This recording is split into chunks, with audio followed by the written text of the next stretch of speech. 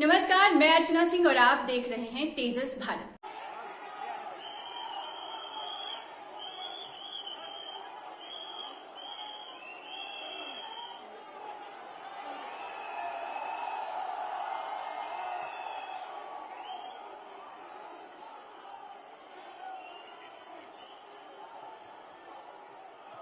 सभी अपना अपना स्थान ग्रहण करिए, अपने अपने स्थान पर बैठे। Rahul Gandhi, Rahul Gandhi, Congress party, Congress party.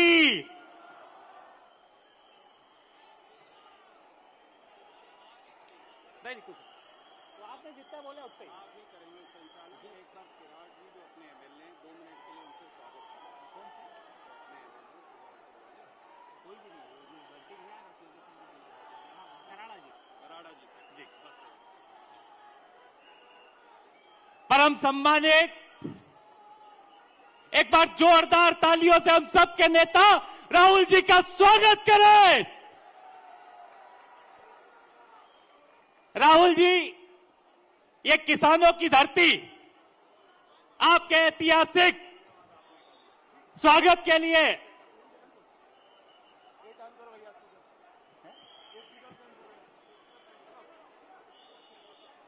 ये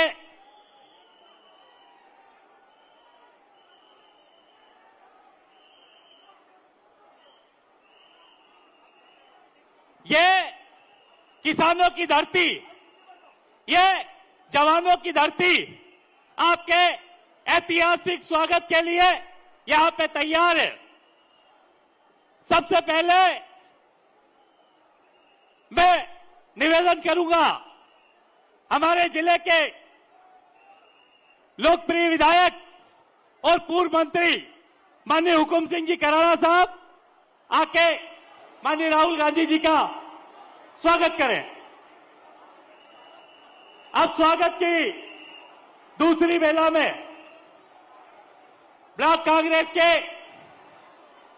सारे अध्यक्ष यहां पे आके माननीय राहुल जी का स्वागत करें। ब्लॉक अध्यक्ष चारों, हेलो,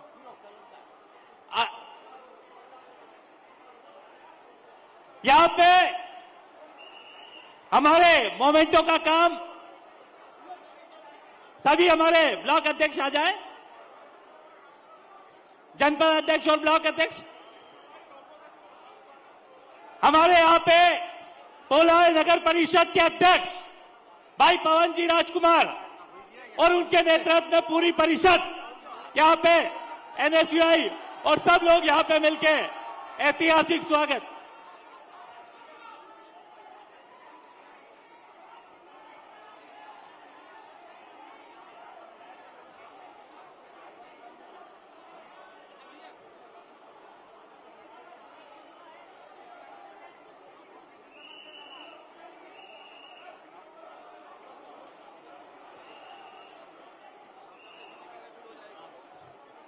ये अच्छा,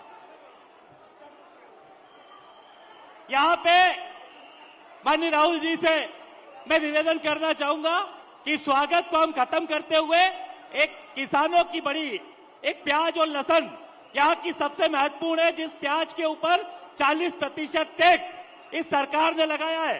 मैं निवेदन करूंगा कि नगर परिषद अध्यक्ष जी और जिला अध्यक्ष जी और मैं भी आके प्याज और लहसुन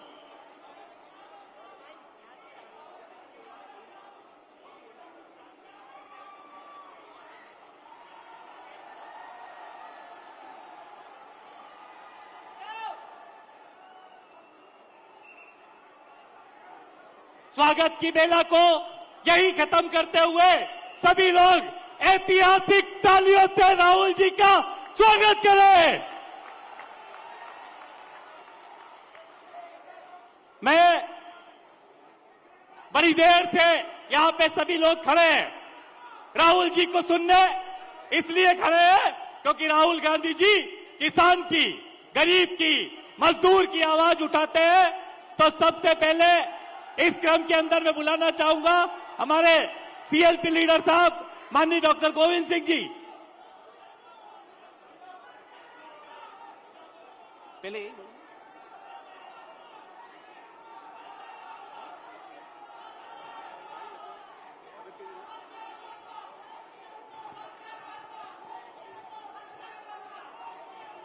परम श्रद्धेय हमारे नेता आदरणीय राहुल गांधी जी,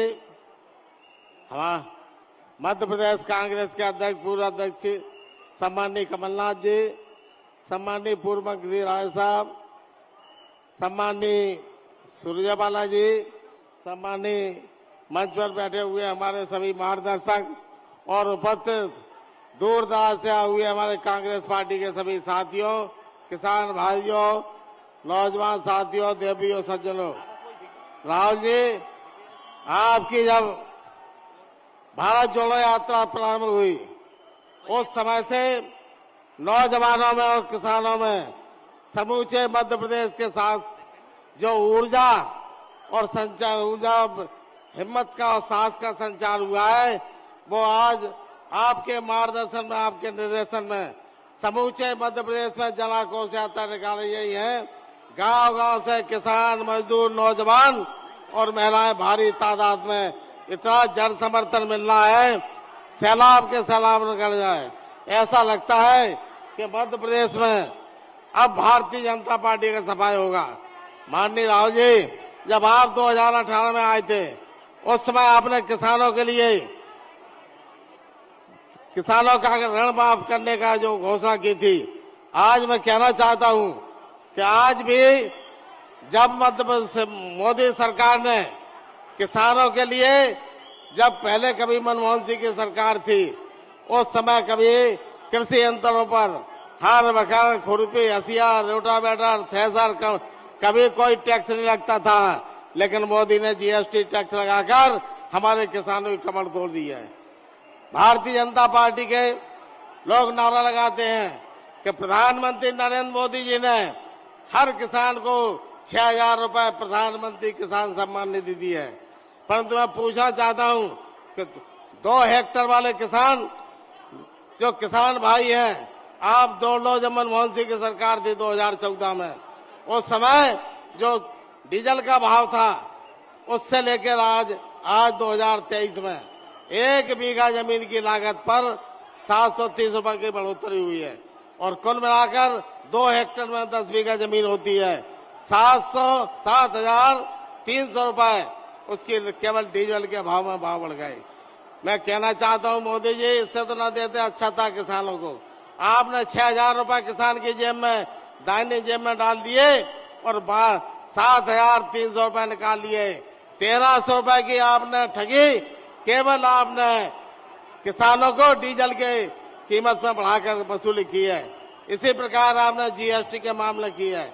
मैं कहना चाहता हूं माननीय कमलनाथ जी से, हमारी अगर सरकार बनती है तो कम से कम किसानों के हित में उचित निर्णय लेना चाहिए। आज जो जन अवकाश आता है, मध्य प्रदेश का किसान इसलिए आक्रोशित है, फसल के दाम नहीं मिले, कीमत ज्यादा, लागत बढ़ाई गई है और महिलाओं पर सबसे ज्यादा अत्याचार मध्य प्रदेश में है। नाबालिग बच्चियां सबसे ज्यादा गायब मध्य प्रदेश में, इसलिए महिलाओं और नाबालिग बच्चियों में आक्रोश है। इसी प्रकार पढ़ा लिखा नौजवान, गांव का नौजवान बेरोजगारी के कारण आत्महत्या करने को मजबूर है, इसलिए आक्रोश है। और इसी प्रकार छोटा व्यापारी, किसान, जो किसानों से इसकी रोजी रोटी चलती है, उस पर जीएसटी लगाने से पूरा व्यापारी आक्रोशित है। आज हर वर्ग को मोदी और शिवराज सरकार ने ठगा है। शिवराज सिंह सरकार की आपके नेतृत्व में जो आक्रोश, उत्साह मध्य प्रदेश में पैदा हुआ है। नौजवान साथियों, ये आपका उत्साह चुनाव तक 2 महीने इसी उत्साह और होश के साथ, आप ताकत के साथ बना रहे। इस गांव-गांव तक आप सैलाब लेकर आ जाएं। आप लोगों ने जो अभी यात्रा में, जन आक्रोश यात्रा में जो सहयोग किया है, उसके लिए आपको बहुत बहुत भूर प्रशंसा करता हूं, धन्यवाद देता हूं। जय हिंद। परम सम्मानित राहुल जी से निवेदन करना चाहेंगे कि ये ऐतिहासिक जो सभा देख रहे हैं, आज सोयाबीन की कटाई चल रही है, गरीब मजदूर किसान हर वर्ग खेतों के अंदर बिजी है, पर उसके बावजूद आपके ऐतिहासिक स्वागत के लिए सभी लोग यहाँ पे जितने लोग अंदर हैं, इससे ज्यादा बाहर सड़कों के ऊपर आपका इंतजार कर रहे हैं। ये इसलिए यहाँ पे खड़े हैं क्योंकि किसानों की स्थितियां बहुत आपसे उम्मीदें हैं कि किसान, गरीब और मजदूर को आपसे उम्मीदें हैं। मैं निवेदन करना चाहूंगा कि हम सबके यहाँ पे जन आक्रोश यात्रा को लेकर निकले, हम सबके इस जोन के इंचार्ज और जिनके नेतृत्व में मंदसौर नीमच से निकले के यहां तक के जन आक्रोश यात्रा निकल रही है। माननीय जीतू पटवारी जी से मैं निवेदन करूंगा कि वो आए और अपना उद्बोधन दें।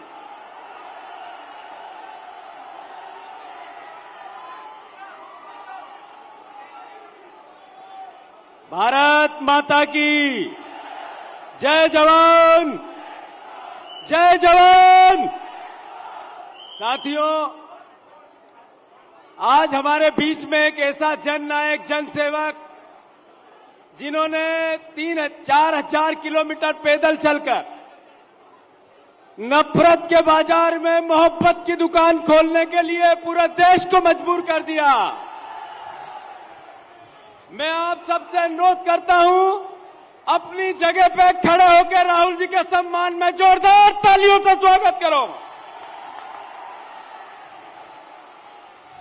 साथियों, 25,000 करोड़ रुपया पूरी मीडिया, सोशल मीडिया, जितनी ताकत थी पूरी राहुल जी के खिलाफ पिछले 10 साल में मोदी जी ने लगा दी।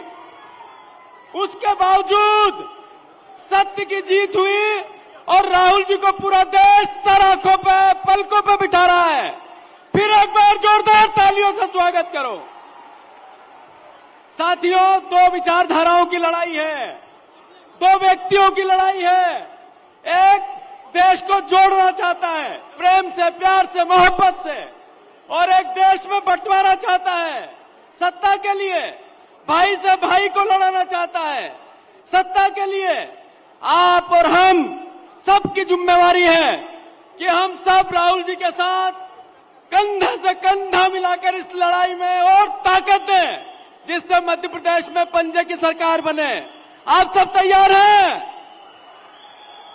एक है जन आक्रोश और एक है जन आशीर्वाद। जन आक्रोश, 1 करोड़ युवा बेरोजगार हैं। जन आक्रोश है कि जन आशीर्वाद है। 4 लाख करोड़ का कर्ज है। जन आक्रोश है कि जन आशीर्वाद है। 2 लाख बहनें गायब हो गई मध्य प्रदेश से। जन आशीर्वाद है कि जन आक्रोश है। 40 एग्जाम हुए बच्चों के, 40 में ही घपले। जन आक्रोश है कि जन आशीर्वाद है। किसानों की आत्महत्या में हम नंबर 1। किसान सबसे ज्यादा कर्जदार मध्य प्रदेश में। कर्मचारी आंदोलित, अतिथि विद्वान, अतिथि शिक्षक, हमारे वेतन भोगी कोटवाल, सब परेशान। फिर जन आक्रोश है कि जन आशीर्वाद? निर्णय मध्य प्रदेश की जनता को लेना है। साथियों, लाडली बहना जाती हुई सरकार को याद आई है। जाती हुई सरकार को बहन की याद आई है। मध्य प्रदेश में 8 करोड़ लोग हैं, 4 करोड़ बहनें हैं। वोट के लिए 1 करोड़ बहनों को 1,000 देंगे। 18 साल से क्यों नहीं दिए? यह सवाल मध्य प्रदेश के आम जन में है या नहीं है? साथियों, मैं ज्यादा न बोलते हुए इतना ही अनुरोध करना चाहता हूं कि यह प्रदेश किसानों का प्रदेश है। मध्य प्रदेश में और देश में एक है कांग्रेस पार्टी, जिसने भूमि अधिग्रहण अधिनियम का कानून राहुल जी लेके आए। हमने 72,000 करोड़ के कर्ज माफ किए। 27 लाख किसानों के मध्य प्रदेश में कमलनाथ जी ने कर्ज माफ किए। हमने हर वो किसान का श्वेत क्रांति, ग्रीन रेवोल्यूशन सब लेके आए। और दूसरी तरफ है मंदसौर में 6 किसानों को गोली मारने वाली है भाजपा और शिवराज की सरकार। मध्य प्रदेश में 1 लाख किसानों पर मुकदमे लगाने वाली शिवराज सरकार। हमारे 700 किसान 3 काले कानून में जिनकी हत्या कर दी इस सरकार ने, वो भारतीय जनता पार्टी।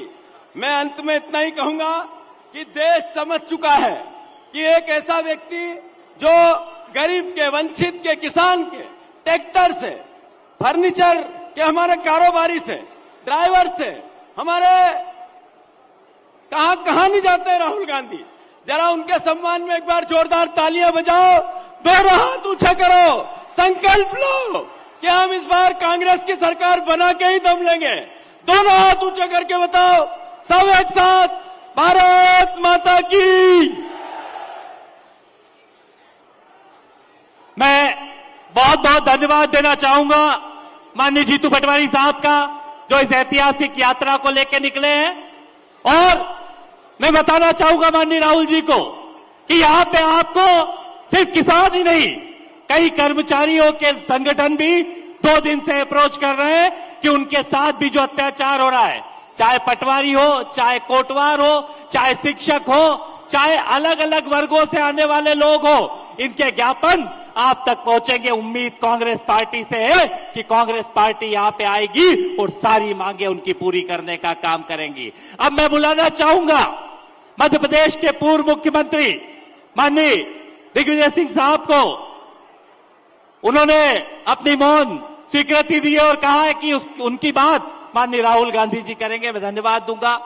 अब हम सब के नेता माननीय कमलनाथ जी, जिनके नेतृत्व में किसान का कर्जा माफ हुआ और ऐतिहासिक रेगुलर किसानों का भी कर्जा माफ हुआ, गरीब की पेंशन बढ़ी, ऐसे नेता माननीय कमलनाथ जी को मैं आपके बीच में बुलाना चाहूंगा कि मध्य प्रदेश के पूर्व मुख्यमंत्री माननीय कमलनाथ जी का जोरदार तालियों के साथ उनका स्वागत हम करें।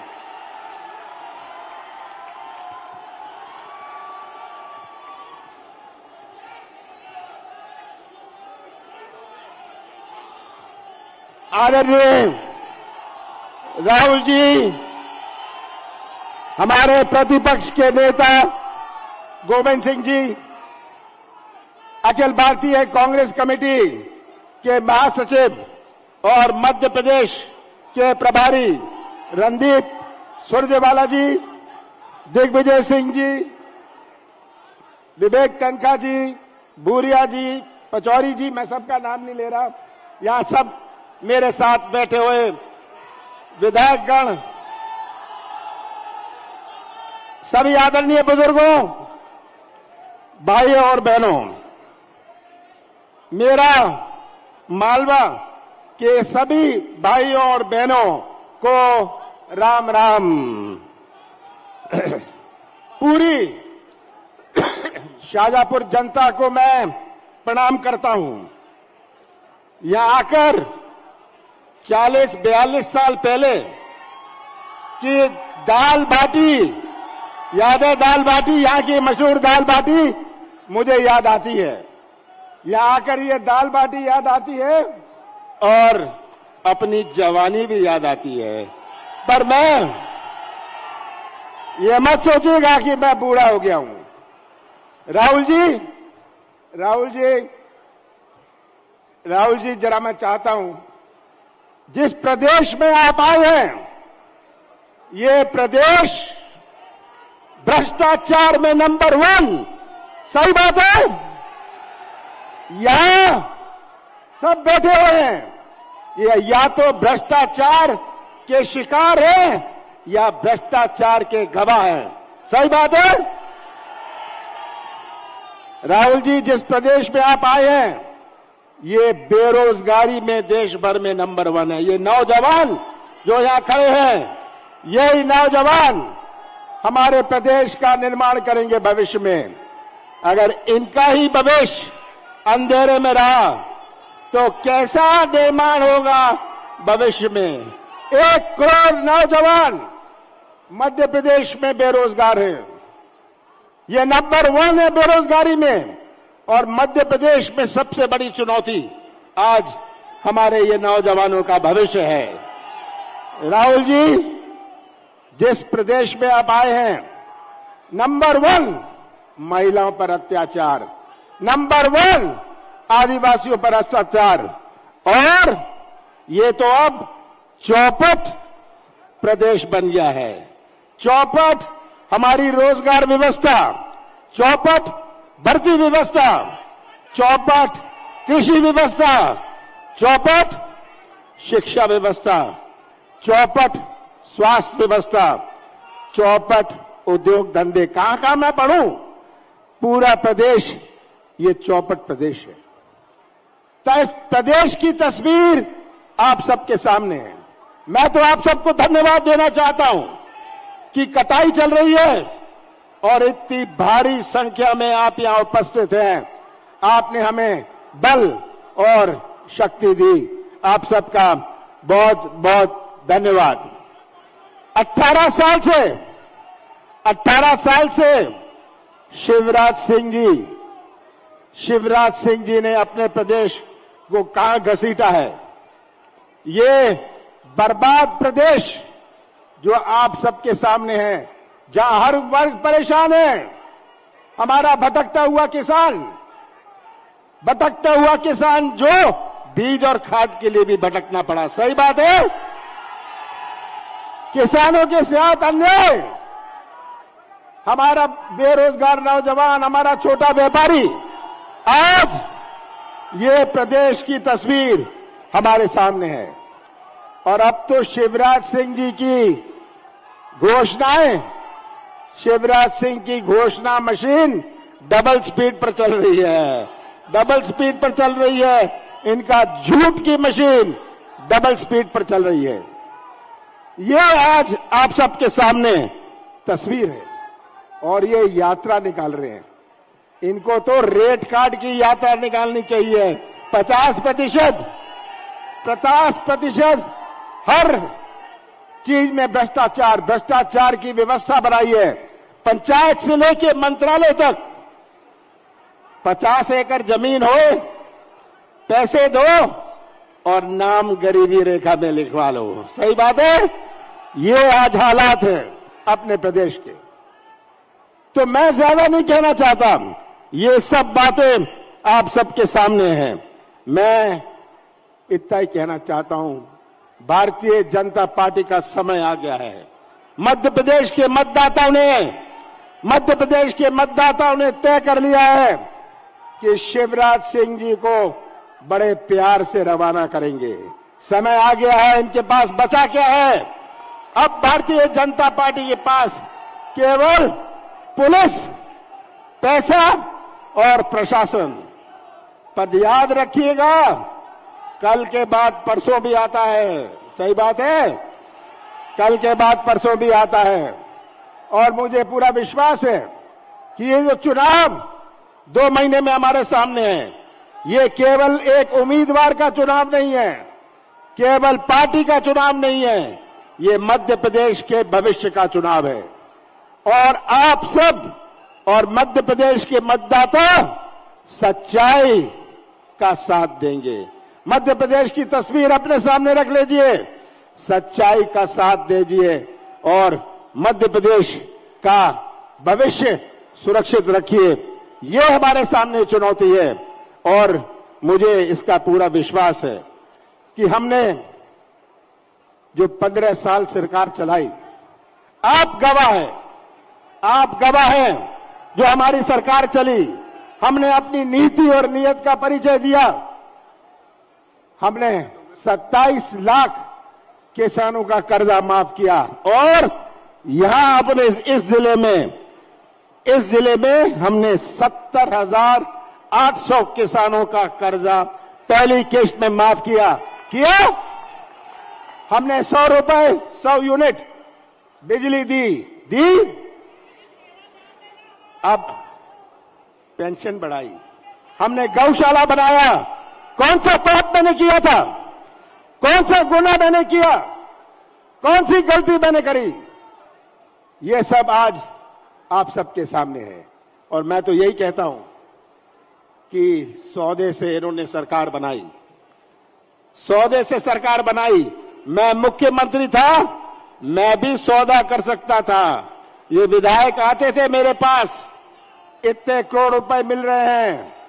मैंने कहा कि मैं सौदे से कुर्सी में नहीं बैठूंगा। मैं मध्य प्रदेश की पहचान सौदों से नहीं करने दूंगा। कुर्सी जाती है जाए। मैंने सौदा नहीं किया और हमारी सरकार गई। आज मेरा अंत में आपसे एक ही अपील है। इन नौजवानों को देखता हूं, मुझे बड़ी बेचैनी होती है। आज इन नौजवानों को देखता हूं, माताओं और बहनों को देखता हूं, जिन्होंने इतने प्यार से पाला पोसा है, मुझे बड़ी परेशानी होती है। आज यही इनका भविष्य हमें सुरक्षित रखना है। अपने कृषि क्षेत्र में नई क्रांति लानी है। हमने कर्जा माफ किया था पहली किश्त में, हमारी सरकार आएगी, सब किसानों का कर्जा फिर से हम माफ करेंगे। ये हमने करके दिखाया है और आगे भी हम करके दिखाएंगे। 5 हॉर्स पावर की बिजली मुफ्त में देंगे, आपको 12 घंटे बिजली मिलेगी, ताकि हमारा कृषि क्षेत्र मजबूत होए। कृषि क्षेत्र में ताकत होती है तो गांव में किराने की दुकान भी चलती है, नहीं तो किराने की दुकान भी नहीं चलेगी। तो मैं आप सबको अंत में फिर से धन्यवाद देना चाहता हूं। आपने यहां आकर राहुल जी के लिए, राहुल जी के ऊपर आपने विश्वास रखा। हम सब भरोसा कर रहे हैं राहुल जी पर।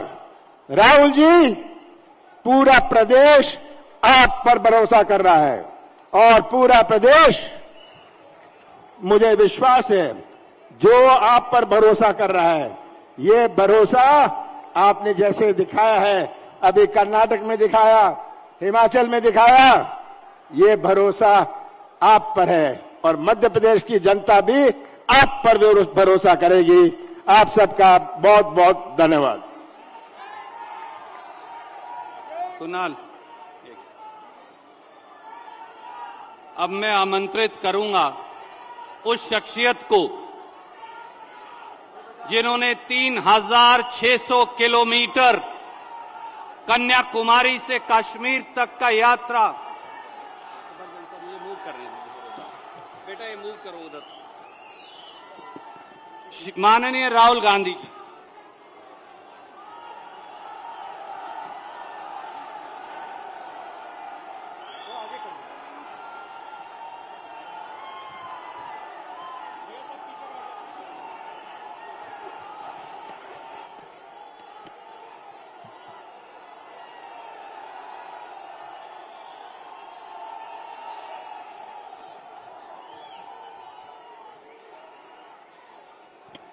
रणदीप सुरजेवाला जी,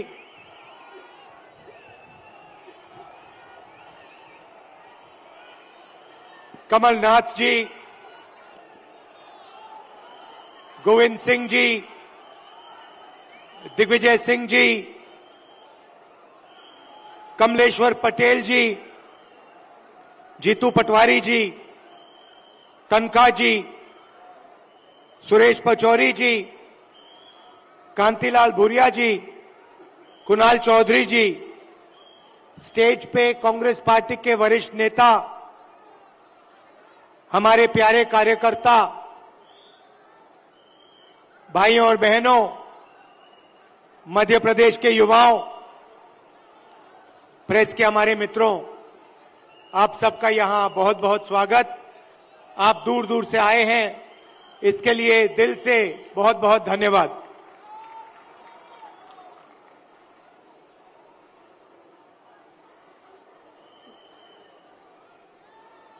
विचारधारा की लड़ाई है।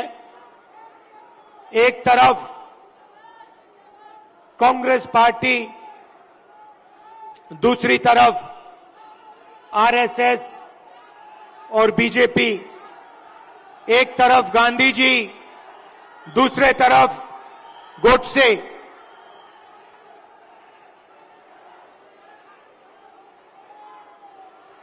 ये भैया इनको दिखाई नहीं दे रहा है। भैया प्रेस वाले थोड़े नीचे हो जाएं तो लोगों को दिखे।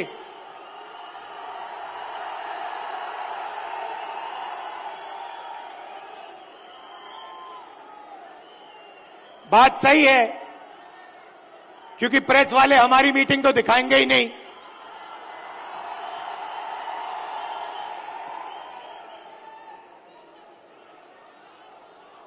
तो एक तरफ गांधी जी, दूसरी तरफ गोडसे,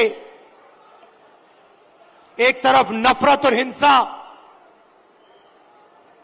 अहंकार, और दूसरी तरफ मोहब्बत, आदर, भाईचारा। अब देखिए, जहां भी ये जाते हैं नफरत फैलाते हैं, गुस्सा पैदा करते हैं। अब हुआ क्या? अब मध्य प्रदेश में मध्य प्रदेश का युवा, मध्य प्रदेश का किसान इनसे नफरत करने लग गया है। जो उन्होंने जनता के साथ किया, अब जनता उनके साथ कर रही है। और इसीलिए हमने ये 7 यात्राएं, जन आक्रोश यात्राएं मध्य प्रदेश में निकाली हैं। इससे पहले भारत जोड़ो यात्रा में कन्याकुमारी से हम कश्मीर तक चले और मध्य प्रदेश से पैदल निकले। कमलनाथ जी, कितने किलोमीटर चले थे हम यहां? नहीं, मध्य प्रदेश में टोटल कितने चले थे? नहीं, यात्रा कितने किलोमीटर चली थी? लगभग 180 किलोमीटर। हाँ, ये देखिए 370 किलोमीटर हमारी यात्रा मध्य प्रदेश में चली थी। किसानों से मिले, युवाओं से मिले, माताएं बहनों से मिले। मुझे सिर्फ 2-3 बातें कही। सबसे पहले, मध्य प्रदेश हिंदुस्तान में भ्रष्टाचार का सेंटर है, एपी सेंटर है। और जितना भ्रष्टाचार बीजेपी के लोगों ने मध्य प्रदेश में किया है, पूरे देश में ये नहीं किया है। बच्चों के फंड्स, मिड डे मील के फंड्स, स्कूल यूनिफॉर्म के फंड्स चोरी किए। महाकाल कॉरिडोर में बीजेपी ने पैसा चोरी किया। व्यापम स्कैम को आप सब जानते हो। 1 करोड़ युवाओं को इन्होंने नुकसान पहुंचाया। एमबीबीएस की सीट्स बेची जाती हैं और पेपर लीक किए जाते हैं। यह इनका राज है। दूसरी बात, किसानों ने अपनी बात बताई। किसानों ने कहा, और यहां आप सोयाबीन उगाते हो, आप इसको सबसे अच्छी तरह समझोगे कि हमें मध्य प्रदेश की सरकार सही दाम नहीं देती है। अब आप जाइए, छत्तीसगढ़ में जाइए, पास जाइए, दूर नहीं है। छत्तीसगढ़ जाइए और छत्तीसगढ़ के किसी भी किसान से आप पूछिए, छत्तीसगढ़ में धान के लिए किसानों को कितना पैसा मिलता है, कांग्रेस की सरकार कितना पैसा देती है। हमने वायदा किया था 2,500 रुपए धान के लिए दिए जाएंगे, और छत्तीसगढ़ में जो हमने वायदा किया वो हमने वायदा पूरा करके दिखा दिया।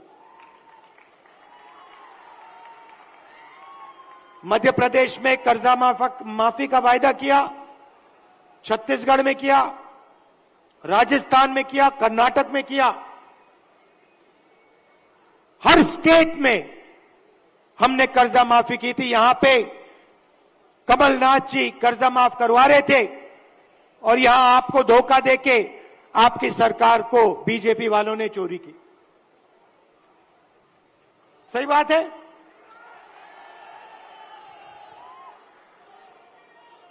भाई और बहनों, 18,000 किसानों ने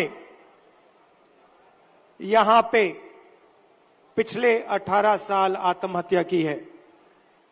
3 किसान हर रोज मध्य प्रदेश में मरते हैं। ये इनकी सरकार है। क्यों? क्योंकि ये चुने हुए लोगों के लिए काम करते हैं। पहली बार हिंदुस्तान की हिस्ट्री में पहली बार किसान टैक्स दे रहा है। इन्होंने जीएसटी लागू की और 5 कानून लाए, काले कानून,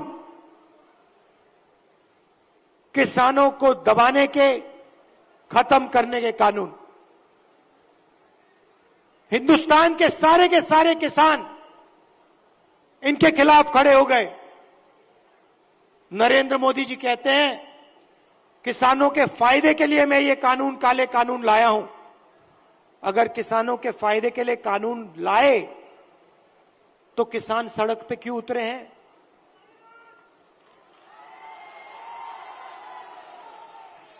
नरेंद्र मोदी जी कहना चाहते थे कि किसानों को कोई समझ नहीं है, किसान अपने हित को नहीं जानते।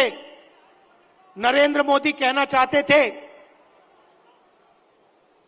कि हिंदुस्तान के 2-3 अरबपति अदानी जी किसान को फायदा पहुंचाने के लिए काम करते हैं। भाइयों और बहनों, आप कर्नाटक जाइए, राजस्थान जाइए, छत्तीसगढ़ जाइए, हिमाचल जाइए, हमारी सरकारें गरीबों के लिए, कमजोर लोगों के लिए काम करती हैं। कर्नाटक में हमने 5 गारंटी दी, गरीबों के लिए, महिलाओं के लिए, किसानों के लिए। आप जाइए, कर्नाटक में जाइए, कर्नाटक की महिलाएं बस में जाने के लिए 1 रुपया नहीं देती हैं, मुफ्त में घूमती हैं। कहीं भी जाना हो कर्नाटक में, कहीं कर्नाटक की महिलाएं फ्री में जाती हैं। हर महीने उनके बैंक अकाउंट में सीधा पैसा आता है, सरकार पैसा देती है। छत्तीसगढ़ में जाइए, किसानों का कर्जा माफ किया, किसानों को सही दाम दिलवाते हैं। राजस्थान में जाइए, स्वास्थ्य के बारे में पूछिए, मुफ्त में वहां पे दवाई मिलती है। 15 लाख रुपए का वहां पे फ्री में इलाज होता है। हार्ट सर्जरी करवानी हो, बड़ी से बड़ी सर्जरी करवानी हो, राजस्थान में जाइए, पता लगाइए, राजस्थान की जनता को वहां पे फ्री में सर्जरी मिलती है। सरकार जनता के लिए चलनी चाहिए। सरकार किसी संगठन के लिए या 1-2 बड़े उद्योगपतियों के लिए नहीं चलनी चाहिए। और ऐसी ही सरकार हम यहां मध्य प्रदेश में चलाना चाहते हैं।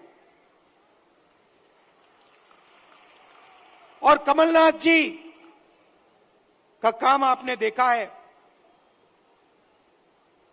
काम करना जानते हैं। और जो उन्होंने काम शुरू किया था वो काम वो मध्य प्रदेश में पूरा करने जा रहे हैं। मैं आपसे आखिरी बात कहना चाहता हूं। पार्लियामेंट में मैंने अदानी जी की बात उठाई, भाषण दिया। जैसे ही मैंने अपना पार्लियामेंट में अदानी जी का भाषण दिया, वैसे ही बीजेपी ने मेरी लोकसभा की जो सदस्यता है उसे रद्द कर दी, खत्म कर दी। आप सोचिए, अदानी जी की रक्षा करने के लिए एकदम मेरी लोकसभा की जो सदस्यता थी उसको कैंसिल कर दिया। मुझे कोई फर्क नहीं पड़ता, करिए जितना करना है, मैं सच्चाई बोलता हूं। और देश के सामने एक सच्चाई अदानी जी हैं। पोर्ट्स देख लीजिए, एयरपोर्ट्स देख लीजिए, इंफ्रास्ट्रक्चर देख लीजिए, धान के साइलोज देख लीजिए, हर जगह आपको अदानी जी दिखाई देंगे। अदानी जी किसानों के जेब में से हर रोज जेब में से आपका पैसा लिया जाता है। इंफ्रास्ट्रक्चर में, डीजल में, पेट्रोल में, फर्टिलाइजर में आपके जेब में से पैसा निकलता है और सीधा इन दो उद्योगपतियों के जेब में जाता है। मैंने मीडिया की बात की, मैंने मजाक में कहा कि मीडिया वाले हमारी मीटिंग तो दिखाएंगे नहीं। मोदी जी का चेहरा 24 घंटा दिखेगा, शिवराज जी का चेहरा 24 घंटा दिखेगा। क्यों? क्योंकि इनका रिमोट कंट्रोल अदानी जी के हाथ में है। देखिए ये मुस्कुरा रहे हैं, प्रेस वाले मुस्कुरा रहे हैं, इनके बेचारे की गलती नहीं है, ये रिपोर्टर है, इनकी गलती नहीं है, ये सच्चाई जानते हैं। रिमोट कंट्रोल पीछे से कंट्रोल दबता है।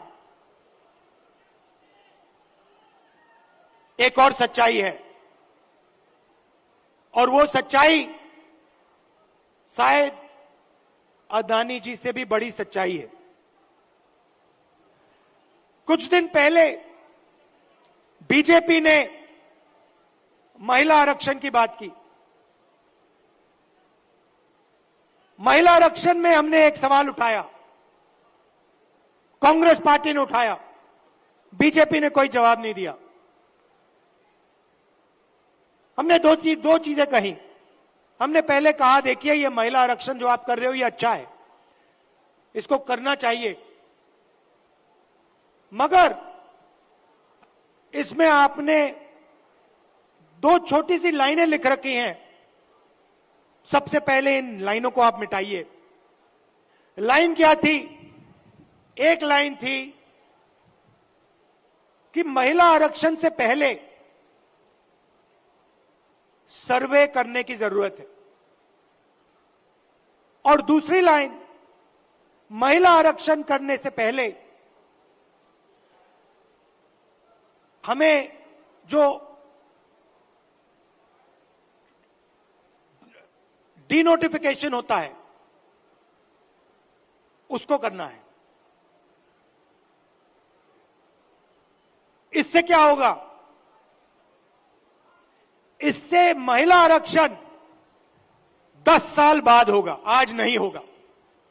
तो हमने कहा पहले ये दो लाइनों को आप बदलिए, और उसके बाद हमने और भी गहरी चीज कही और सवाल पूछा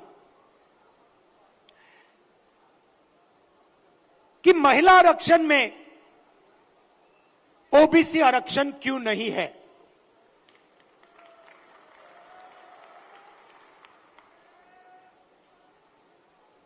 ओबीसी आरक्षण महिला आरक्षण में आपने क्यों नहीं दिया? नरेंद्र मोदी जी, आप कहते हैं कि आप ओबीसी के लिए काम करते हैं, आप ओबीसी के नेता हैं, तो आपने महिला आरक्षण के अंदर के बीच में ओबीसी आरक्षण क्यों नहीं किया? अब भाषण से पहले मैंने आंकड़े देखे और मैं हैरान हो गया। भाइयों और बहनों, नरेंद्र मोदी कहते हैं कि बीजेपी में ओबीसी के एमएलए और एमपी हैं। सबसे पहले कांग्रेस के तीन चीफ मिनिस्टर ओबीसी हैं, ये याद रखिए आप। हमारी 4 सरकारें हैं, 3 हमारे ओबीसी चीफ मिनिस्टर हैं। दूसरी बात, आप पार्लियामेंट में, विधानसभा में चले जाइए और बीजेपी के किसी भी एमएलए से पूछ लीजिए, एमपी से पूछ लीजिए, आपसे कुछ पूछा जाता है क्या? जब कानून बनाए जाते हैं आपसे कुछ पूछा जाता है? आपको कहेंगे भैया हमारे से कुछ कोई नहीं पूछता। कानून आरएसएस वाले लोग बनाते हैं, कानून अफसर बनाते हैं, कानून बीजेपी के एमएलए और एमपी नहीं बनाते। सच्चाई भाइयों और बहनों एक और है। सच्चाई यह है कि हिंदुस्तान को 90 अफसर चलाते हैं। कैबिनेट सेक्रेटरी और secretary of government of India Hindustan की सरकार को चलाते हैं। 90 लोग ये कानून बनाते हैं, ये निर्णय लेते हैं पैसा किधर जाएगा, कितना पैसा कहां जाता है। अब मैं आपसे सवाल पूछना चाहता हूं, बीजेपी के 10 साल से सरकार है, 90 अफसर सेक्रेटरी हिंदुस्तान को चलाते हैं। मैं हिंदुस्तान के सब ओबीसी से पूछना चाहता हूं, नरेंद्र मोदी जी कहते हैं आपकी भागीदारी है हिंदुस्तान की सरकार में, मध्य प्रदेश की सरकार में। आप मुझे बता दो, इन 90 अफसरों में से ओबीसी कितने हैं? ओबीसी की आबादी कितनी है पहले यह बताओ। कितनी आबादी है ओबीसी की हिंदुस्तान में? देखो, कोई जवाब नहीं दे सकता, कोई जवाब नहीं दे सकता। क्यों? क्योंकि कास्ट सेंसस नहीं हुआ है। भाइयों और बहनों, लगभग ओबीसी भाइयों की बहनों की 50% आबादी है हिंदुस्तान में। बात समझिए, आबादी 50% है और 90 में से 3 अफसर ओबीसी के हैं। और एक और मजेदार बात बताता हूं, 2 साल पहले आप देखते, 3 साल पहले आप देखते तो हिंदुस्तान की सरकार में, नरेंद्र मोदी जी की सरकार में 90 में से 0 अफसर ओबीसी से थे। यह देश की सच्चाई है। नरेंद्र मोदी जी ओबीसी के लिए, दलितों के लिए, आदिवासियों के लिए काम नहीं करते हैं। आपका ध्यान इधर उधर करते हैं। दूसरा सवाल आपसे पूछता हूं, हिंदुस्तान की सरकार का बजट लाखों करोड़ रुपए का बजट है। मैं आपसे पूछता हूं, ये जो 3 ओबीसी अफसर हैं, इनकी भागीदारी कितनी है? ये बजट पे कितने रुपए पर निर्णय लेते हैं, मुझे बता दो। मैं आपको बताता हूं, तकरीबन 45 लाख करोड़ रुपए का बजट है। आप मुझे बताओ, ओबीसी अफसर कितने रुपए पर निर्णय लेते हैं, मुझे बता दो। नरेंद्र मोदी जी की ओबीसी की सरकार है, सब शांत, किसी को नहीं मालूम। क्यों? ये आपको नहीं बताना चाहते हैं, आपकी सच्चाई आपको नहीं बताना चाहते। सच्चाई भाइयों और बहनों ये है कि हिंदुस्तान के पूरे बजट में 5% की भागीदारी ओबीसी के अफसरों के हाथ में है। ओबीसी अफसर 3 हैं 90 में से, और 5% बजट को कंट्रोल करते हैं। यह है नरेंद्र मोदी जी का काम। नरेंद्र मोदी जी ओबीसी की सरकार नहीं चलाते हैं। नरेंद्र मोदी जी का काम, जो आरएसएस ने उनको दिया है, आपका ध्यान इधर उधर करने का है, नफरत फैलाने का है, हिंसा फैलाने का है। अगर सचमुच में नरेंद्र मोदी जी ओबीसी के लिए काम करते थे, तो 90 में से 3 अफसर ओबीसी के कैसे हैं?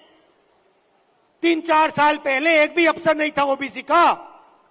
हिंदुस्तान को तो ये चलाते हैं। शिक्षा में कितना पैसा जाएगा, स्वास्थ्य में कितना पैसा जाएगा, नरेगा कैसे बनेगा, भोजन का अधिकार कैसे डिजाइन होगा, ये तो इन अफसर निर्णय लेते हैं। भाई और बहनों, ओबीसी की सरकार नहीं है। और देखिए, जैसे ही मैं ये बात कहता हूं, आप नोट करना, आज मैंने यहां खुले में यह बात बोली है, ये सारे के सारे टीवी कैमरा बंद हो जाएंगे।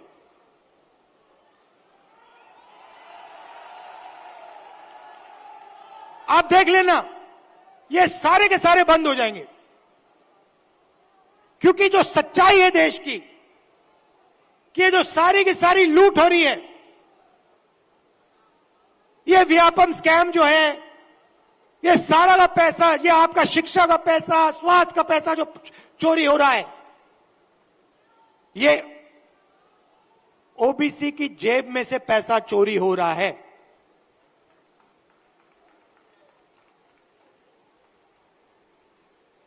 ये मैं आपसे कहना चाहता था, इसको आप मत भूलिए। सबसे जरूरी चीज, जैसे कमलनाथ जी को चोट लगी, आपको चोट लगी, सुना है, लगी ना?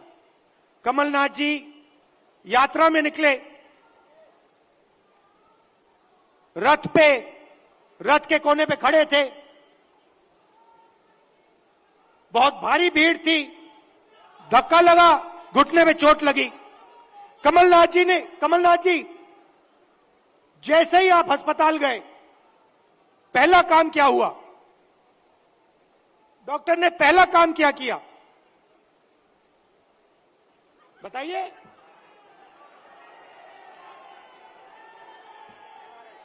पहला काम डॉक्टर ने एक्सरे लिया, एमआरआई लिया। उसके बाद डॉक्टर ने कहा, हां, घुटने में यह प्रॉब्लम है। अब मैं यही बात कह रहा हूं, सब लोग कहते हैं हिंदुस्तान में ओबीसी है, दलित है, जनरल है, आदिवासी हैं, मगर जब हम सवाल पूछते हैं ओबीसी कितने हैं, जनरल कितने हैं, दलित कितने हैं, आदिवासी कितने हैं, कोई जवाब नहीं दे पाता। देखो, मैं पूछता हूं, भैया ओबीसी कितने हैं हिंदुस्तान में? कोई नहीं दे सकता। तो मैं ये कह रहा हूं कि अब वो समय आ गया है कि हमें हिंदुस्तान का एक्सरे करना है, यह पता लगाना है कि अगर 90 अफसर हिंदुस्तान को चला रहे हैं और उसमें से 5% भागीदारी ओबीसी को मिल रही है, तो क्या ओबीसी की आबादी 5% है? क्या हो ही नहीं सकता। तो अगर उनकी आबादी 5% नहीं है, अगर उनकी आबादी 50% है, तो उनका 5% बजट पे कंट्रोल क्यों है? उनका 50% बजट पे कंट्रोल क्यों नहीं है? अब जब मैं ये सवाल उठाता हूं, बीजेपी के लोग कांपने लग जाते हैं, नरेंद्र मोदी जी भाग जाते हैं, अमित शाह जी कुछ और कहते हैं, हिंदू मुस्लिम कहेंगे, नफरत फैलाने की कोशिश करेंगे। भाई और बहनों, देश के सामने एक ही मुद्दा है, कास्ट सेंसस। ओबीसी कितने हैं और उनकी भागीदारी कितनी होनी चाहिए, यह हिंदुस्तान के सामने सबसे बड़ा सवाल है। और कांग्रेस पार्टी की हिंदुस्तान में सरकार है, पहला काम यह हम करके दिखाएंगे। अब बीजेपी के पास, मजे की बात सुनिए, कास्ट सेंसस कांग्रेस पार्टी ने किया, जब हमारी सरकार थी हमने किया। सारे के सारे आंकड़े नरेंद्र मोदी जी के पास हैं। हिंदुस्तान में कौन सी जात की कितनी आबादी है, हिंदुस्तान की सरकार जानती है। हिंदुस्तान में ओबीसी कितने हैं, हिंदुस्तान की सरकार जानती है। नरेंद्र मोदी हिंदुस्तान के ओबीसी को यह बताना नहीं चाहते हैं कि आप कितने हो, क्योंकि वो आपको भागीदारी नहीं देना चाहते हैं, वो आपको सच्ची शक्ति नहीं देना चाहते हैं। वो आपके लोगों को विधानसभा में बैठा देते हैं, मगर फिर उनको बिल्कुल चुप करा देते हैं। हम चाहते हैं कि सबकी भागीदारी हो, किसानों को सही दाम मिले। ये सबका हिंदुस्तान है, 2-3 उद्योगपतियों का नहीं है। इसीलिए हमारा पहला काम कास्ट सेंसस होगा, और जैसे ही हमारी सरकार आएगी हम देश को बता देंगे इस देश में कितने ओबीसी हैं, कौन से कितने जात की आबादी है।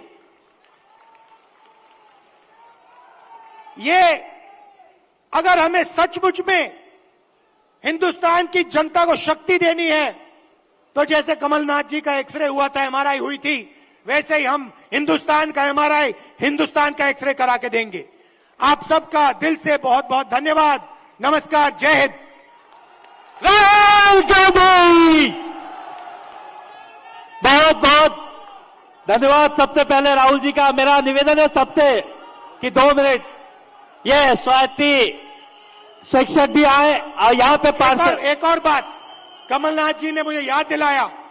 देखिए, कमलनाथ जी ने यहां पे 27% रिजर्वेशन ओबीसी को दिलवाया था, कानून पास किया था, और बीजेपी के लोगों ने पीछे से उसे रद्द किया। अब मैं पार्षदों से निवेदन करूंगा कि बड़ी माला से माननीय राहुल गांधी जी का स्वागत करें। सभी पार्षद आगे आ जाए पोलाय नगर के, और एक किताब का विमोचन जो भारत जोड़ो यात्रा पे है।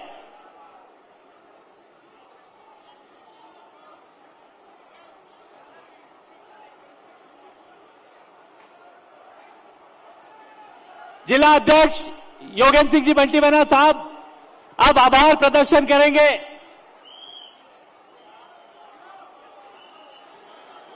जन आक्रोश यात्रा में सम्मिलित होने पधारे हमारे नेता आदरणीय राहुल गांधी जी, आदरणीय कमलनाथ जी, आदरणीय सुरजेवाला जी, आदरणीय दिग्विजय सिंह जी, आदरणीय गोविंद सिंह जी, मंच पर उपस्थित सभी प्रदेश से आए वरिष्ठ नेतागण, मैं आप सबका आभारी हूं। साथ ही इस सभा को सफल बनाने के लिए पधारे हमारे बीच में